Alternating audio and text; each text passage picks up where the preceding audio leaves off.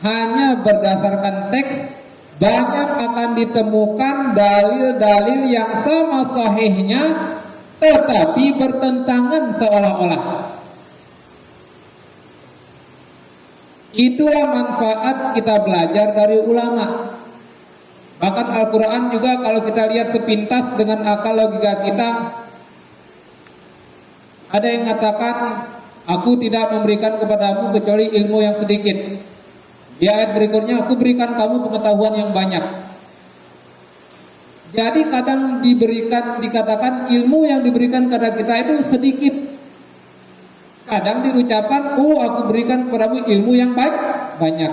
Kalau orang nggak ngaji kepada ulama bersanad akan mengatakan bahwa Al-Quran itu satu sama lain saling bertentangan.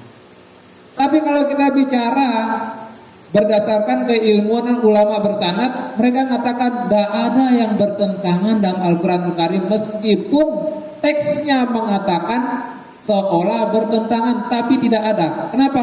Karena dalam mengkaji Al-Quran itu ada makna yang tekstual, ada yang kontekstual, ada yang makna harfiah, ada yang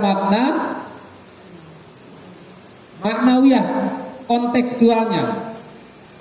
Apa yang dimaksud dengan ilmu yang banyak? Kalau Allah berikan kita ilmu dikit saja, ilmu penambahan pengurangan kita kuasai, jadi ahli matematika.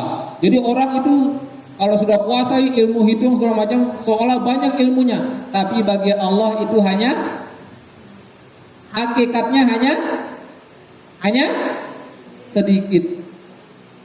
Hanya pelajari jantung, oh dia sudah kuasai segala macam, dia diangkat derajatnya. Kenapa? Karena dianggap orang yang memiliki banyak ilmu bagi manusia. Tapi bagi Allah pengetahuan itu sedikit. Maka ada makna hakikat, ya, ada makna syariat. Makna syariatnya manusia mengatakan itu banyak. Tapi pada hakikatnya di hadapan Allah sedikit. Jadi kalau kita kaji Al-Quran dan Al-Hadis, dari maknawiyahnya itu berbeda kalau hanya konteksnya saja. Jadi tidak ada yang bertentangan. Bagi manusia pemberian Allah itu besar, bagi Allah itu hanya sedikit, sebagian kecil dari tanda-tanda kekuasaanku. Paham maksudnya? Paham maksudnya sampai sini? Jadi apakah Al-Quran itu bertentangan? Jadi harus paham di sini. Begitupun dengan orang yang sedikit pakai dalil Al-Quran, Al-Hadis, kemudian menjudge berdasarkan satu hadis saja, tapi nggak dilihat hadis yang berikutnya. Ini terjadi kesalahan. Kenapa? Karena tidak ngaji kepada ulama bersanad. Itu bahayanya. Kalau yang kayak gini, Imam Syafi'i ada kitab khusus.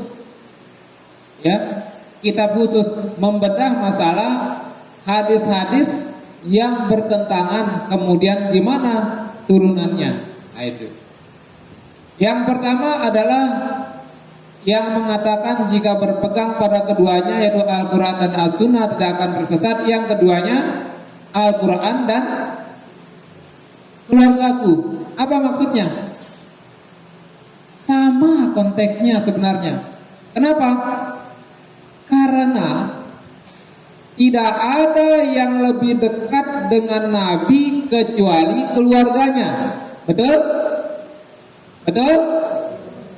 Betul nggak? Dan tidak ada ilmu dari Nabi yang di-copy paste lebih banyak daripada seluruh sahabat yang lain.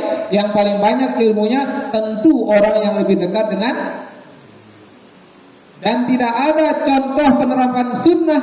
Nah ini masuk yang paling banyak kecuali sunnah yang dicontohi oleh orang-orang yang paling dekat dengan Nabi.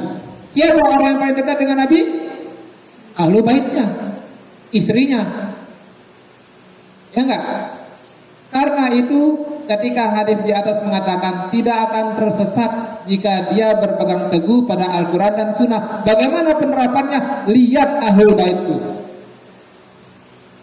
dalam konteks perbuatannya seperti itu. Contoh realnya, jadi siapa-siapa yang mengikuti Al-Quran, Sunnah, dan yang dicontohkan melalui Ahlul Bait itu tidak akan tersesat untuk selama-lamanya.